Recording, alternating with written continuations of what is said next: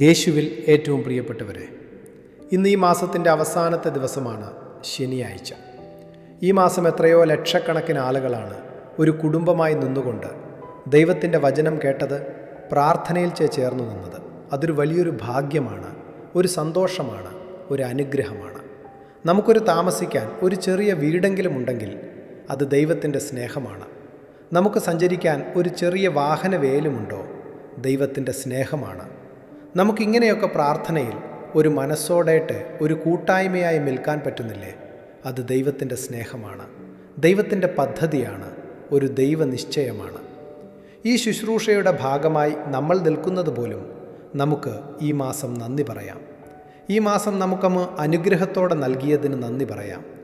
കർത്താവെ, ഈ പുതിയ വർഷത്തിൻ്റെ ഈ ജനുവരി മാസത്തിൽ അങ്ങയുടെ വചനത്തിൻ്റെ മുമ്പിലായിരുന്ന ഓരോരുത്തരെയും അത് ഷെയർ ചെയ്തവർ, ആ ശുശ്രൂഷയുടെ ഭാഗമായി വാമൊഴിയായി പറഞ്ഞ് ഈ പ്രാർത്ഥനയിൽ പങ്കെടുക്കണം കേട്ടോ, പ്രാർത്ഥിക്കണം കേട്ടോ, ഇതൊരു അനുഗ്രഹമാണ്, നിങ്ങൾ ഒന്നുകൂടി നോക്ക് എന്നൊക്കെ പറഞ്ഞ് ചിലരെയൊക്കെ ഈ ശുശ്രൂഷയിൽ കേൾപ്പിച്ചിട്ടുണ്ട്.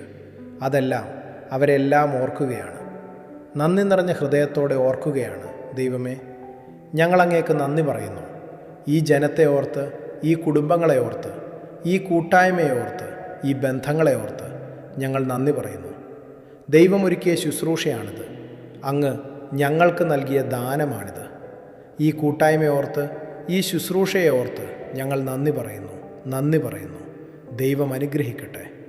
ഇന്ന് നമുക്ക് ഈ വചനങ്ങളെ കേൾക്കുന്നതിന് മുൻപ് സ്നേഹം പലതരത്തിലുണ്ട്. ബൈബിളിൽ ഒരു വാക്കുണ്ട്, നിങ്ങളുടെ സ്നേഹം നിർവ്യാജമായിരിക്കട്ടെ. എല്ലാം സ്നേഹമല്ല. സ്നേഹം, സത്യസന്ധമായ സ്നേഹമുണ്ട്, പക്ഷേ അത് പലരും തിരിച്ചറിയില്ല.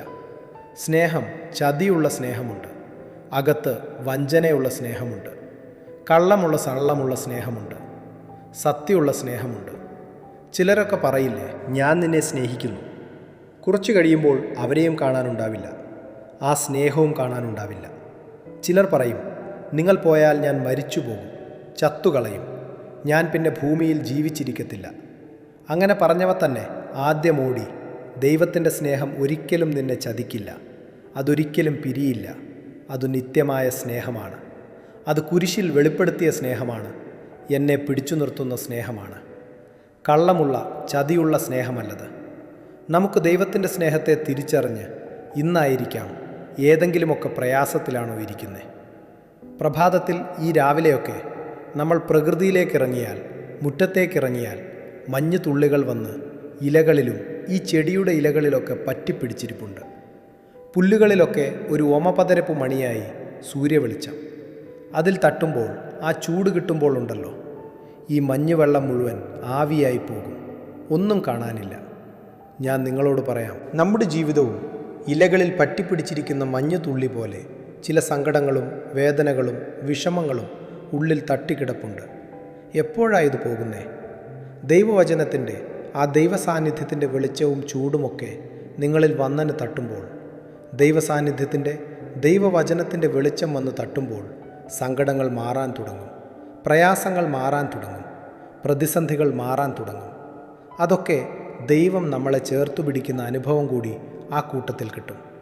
ഇന്ന് പ്രാർത്ഥിച്ചേ, ഈ മാസം നന്ദി നിറഞ്ഞ ഹൃദയത്തോടെ നിന്നുകൊണ്ട് പ്രാർത്ഥിച്ചേ.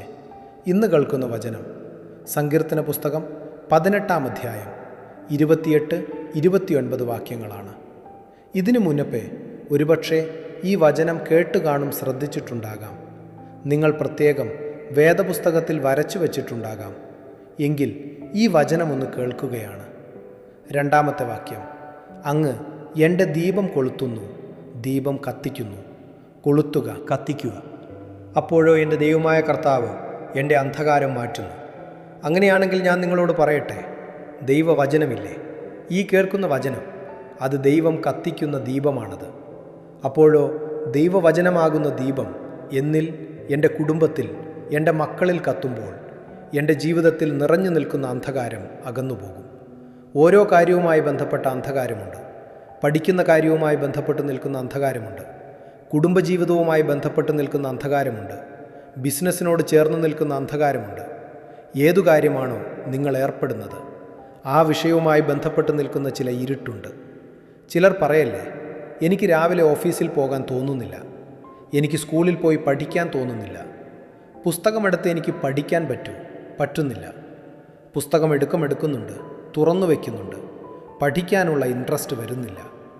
എനിക്ക് രാവിലെ എഴുന്നേറ്റ് ഇനി കാര്യങ്ങൾ ചെയ്യണമെന്ന് ആഗ്രഹമുണ്ട്, പക്ഷെ പറ്റുന്നില്ല. എനിക്കൊരു കച്ചവട സ്ഥാപനമുണ്ട്. എനിക്ക് അങ്ങോട്ട് ആ കടയിലോട്ട് പോകാനോ സ്ഥാപനം തുറന്ന് അവിടെ ഇരിക്കെ പറ്റുന്നില്ല. ഓരോ കാര്യവുമായി ബന്ധപ്പെട്ട് ചില ഇരുട്ടുണ്ട്. ആ ഇരുട്ടുള്ളപ്പോൾ അങ്ങോട്ട് പോകാൻ ഇഷ്ടമില്ല, തോന്നത്തില്ല. നമ്മുടെ മനസ്സ് ഡൗൺ ആയിരിക്കും.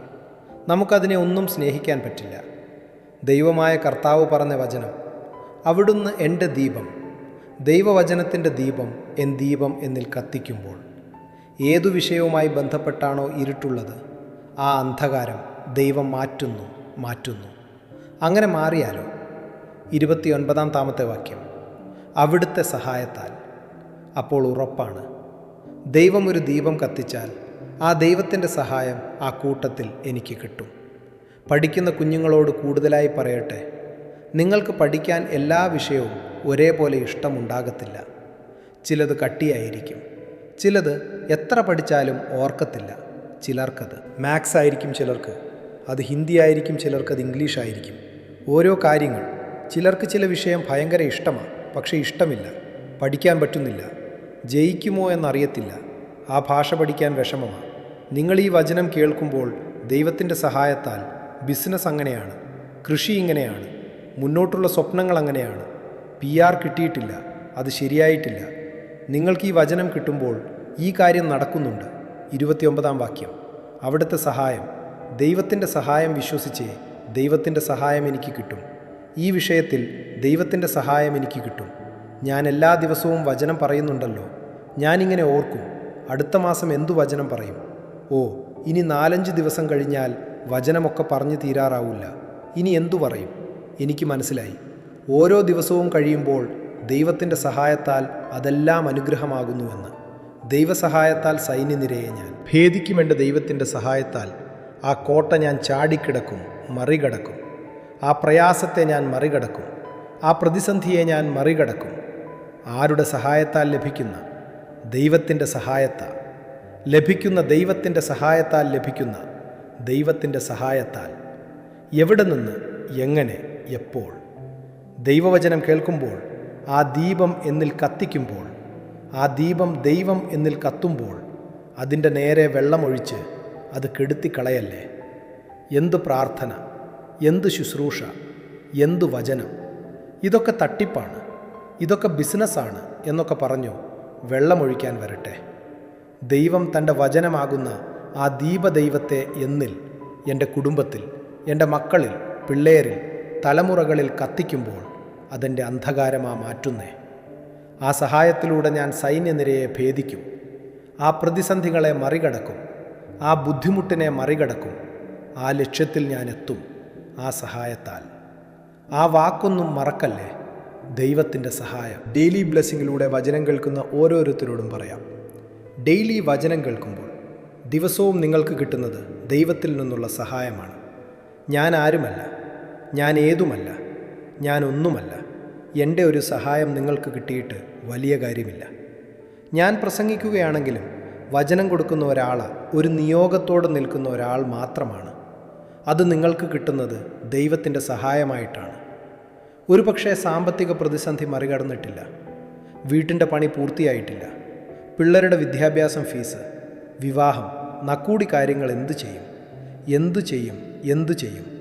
നിങ്ങൾക്ക് ദൈവത്തിൻ്റെ സഹായം കിട്ടും. അപ്പോൾ ആ കോട്ടകൾ ചാടികിടക്കൂ എന്നാ പറഞ്ഞത്, പതുക്കതുക്കെന്ന് ഇരങ്ങി കയറൂ എന്നല്ല. ചാടികിടക്കാനുള്ള അസാധാരണമായ ഒരു ശക്തി കൂടി കിട്ടും. പ്രാർത്ഥിക്കാൻ പോവുക. ഇന്ന് ഈ മാസത്തിൻ്റെ അവസാന ദിവസം കേട്ട വചനങ്ങളെ മനസ്സിൽ ഓർത്ത് പ്രാർത്ഥിക്കണം. നിങ്ങളിവിടെ നിന്ന് കിട്ടിയ ഈ പ്രാർത്ഥനയൊക്കെ ചൊല്ലാറുണ്ടോ? അല്ല, ഈ പ്രാർത്ഥന നിങ്ങൾക്കറിയുമോ? ഇവിടെ വരുന്നുണ്ടെങ്കിൽ നിങ്ങൾ ഈ പ്രാർത്ഥന ചോദിച്ച് മേടിക്കുക. നിങ്ങളുടെ പ്രിയപ്പെട്ടവർക്ക് കയ്യിലൊക്കെ ഈ പ്രാർത്ഥനയ്ക്ക് എത്തിയിട്ടുണ്ടാവും. ഈ പ്രാർത്ഥന ഇത്രയേ ഉള്ളൂ: ഒരു ദോഷവും എനിക്ക് വരികയില്ല, ഒരു തിന്മയും എനിക്ക് വരില്ല, ഒരു അനർത്ഥവും എൻ്റെ കൂടാരത്തെ തൊടുകയുമില്ല. എൻ്റെ ദൈവത്തിൽ ഞാനിത് വിശ്വസിക്കുന്നു, അത്രയേ ഉള്ളൂ. ഇതൊക്കെ ഓർത്തു വെച്ച് പ്രാർത്ഥിച്ചു. എല്ലാ ദിവസവും പ്രാർത്ഥിച്ചു. ഒരു ദോഷവും വരികയില്ല, ഒരു തിന്മയും വരില്ല, ഒരു അനർത്ഥവും വരില്ല. കണ്ണിനെ കണ്ണുനീരിൽ നിന്നും കാലിനെ വീഴ്ചയിൽ നിന്നും ജീവനെ മരണത്തിൽ നിന്നും ദൈവം സൂക്ഷിക്കും. നമ്മൾ ഉപവാസത്തിലൂടെ കടന്നു പോവുക. നാളെ ഈ മാസം, അടുത്ത ഫെബ്രുവരി മാസത്തിൻ്റെ 1-ാം തീയതിയാണ് നാളത്തെ ദിവസം. വചനം പ്രത്യേകം. 1-ാം തീയതി വചനം കേട്ട് പ്രാർത്ഥിച്ച് ആ ദിവസത്തിന് വേണ്ടി എല്ലാ അനുഗ്രഹവും നേടണം. 1-ാം തീയതി 1-ാം തീയതിയാണ് നാളെ. നാളത്തെ കുർബാന മുടക്കരുത്. നാളത്തെ പ്രാർത്ഥന മുടക്കരുത്. നാളെ 1-ാം തീയതിയാണ് നാളെ. എല്ലാവരും പള്ളിയിലും പ്രാർത്ഥനയിലുമൊക്കെ പോയി ആരാധിച്ച് പ്രാർത്ഥിച്ച് ഈ വചനമൊക്കെ കേട്ട് ഒരു അനുഗ്രഹമാകണം. ദൈവം അനുഗ്രഹിക്കട്ടെ. പ്രാർത്ഥിക്കാം. നമ്മുടെ കർത്താവ് ഈശോ മിശിഹായുടെ കൃപയും പിതാവായ ദൈവത്തിൻ്റെ സ്നേഹവും പരിശുദ്ധാത്മാവിൻ്റെ സഹവാസവും കൂടെ ഉണ്ടായിരിക്കട്ടെ. കർത്താവെ, ഈ പുതിയ വർഷത്തിൽ ഈ മാസം വചനം കേട്ടവർ, വചനം അയച്ചു കൊടുത്തവർ, വചനത്തെ സ്വീകരിച്ചവർ, ഷെയർ ചെയ്തവർ, സ്റ്റാറ്റസ് ഇട്ടവർ എല്ലാവരും ചെയ്തത് സത്യം പറഞ്ഞാൽ ഒരു ദൈവ ശുശ്രൂഷയാണ്. ദൈവവചനത്തെ മാനിക്കുന്നതുകൊണ്ടും ഇഷ്ടപ്പെടുന്നതുകൊണ്ടുമല്ലേ ഞങ്ങൾ അങ്ങനെയൊക്കെ ചെയ്തത്. എത്രയോ പേരുടെ സ്റ്റാറ്റസുകളിൽ ഡെയിലി ബ്ലെസ്സിങ് എന്നുണ്ട്. അതുതന്നെ ഒരു സുവിശേഷ വേലയായി കാണുന്നു. ദൈവമേ, അങ്ങയെ ഉയർത്തിയവരെയൊക്കെ ദൈവം താഴ്ത്തിയിട്ടില്ല. ദൈവത്തെ ഉയർത്തിയവരെ, ദൈവത്തിൻ്റെ വചനത്തെ ഉയർത്തിയവരെ ദൈവവും ഉയർത്തി അനുഗ്രഹിച്ചിട്ടുണ്ട്. കുഞ്ഞുങ്ങൾക്കായി പ്രാർത്ഥിക്കുന്നു. പരീക്ഷ പഠനം വിജയം, സ്വഭാവം സകലതും അനുഗ്രഹമാകട്ടെ. രോഗങ്ങൾ, അപകടങ്ങൾ, ദുർമരണങ്ങൾ, മൂപ്പെത്താത്ത മരണങ്ങൾ, ചതികൾ, വഞ്ചൻ, നിരാശയിൽ നിന്നെല്ലാം ഞങ്ങളെ സൂക്ഷിക്കണമേ, സംരക്ഷിക്കണമേ. ദീർഘായുസ്സും ആരോഗ്യവും സന്തോഷവും സമാധാനവും ഐശ്വര്യവും തരണമേ. ഒന്നിനും ഒരു കുറവില്ലാത്ത വിധത്തിൽ ഞങ്ങളെ നയിക്കണമേ. യേശുവിൻ നാമത്തിൽ നിങ്ങളെ അനുഗ്രഹിച്ചു പ്രാർത്ഥിക്കുന്നു, നന്ദി നിറഞ്ഞ ഹൃദയത്തോടെ. ഇപ്പോഴും എപ്പോഴും എന്നേക്കും. ആമേൻ. ദൈവം അനുഗ്രഹിക്കട്ടെ. ഈ മാസം നൽകിയ സ്നേഹത്തിന്, കരുതലിന്, പ്രാർത്ഥനയ്ക്ക്, പ്രോത്സാഹനത്തിന് ഒത്തിരി നന്ദി. കൂടെ നിന്നതിന്, ഒരുമിച്ച് വചനം കേട്ടതിന്, ഷെയർ ചെയ്തതിന്, സ്റ്റാറ്റസ് ഇട്ടതിന്, ഒപ്പം ഒരു കുടക്കീഴിൽ എന്ന പോലെ നിന്നതിന് നന്ദി. നാളെ പുതിയ മാസമാണ്. നമുക്ക് പ്രാർത്ഥനയോടെ, നന്ദി നിറഞ്ഞ ഹൃദയത്തോടെ പുതിയ മാസത്തിലേക്ക് പ്രവേശിക്കാം. ദൈവം അനുഗ്രഹിക്കും. നാളെയും ഒരുമിച്ച് ഉറപ്പായും കാണാം. കാണുന്നതുവരെ സ്വർഗത്തിലെ ദൈവം എന്നെ നിങ്ങളെ സൂക്ഷിക്കട്ടെ. ആമേൻ.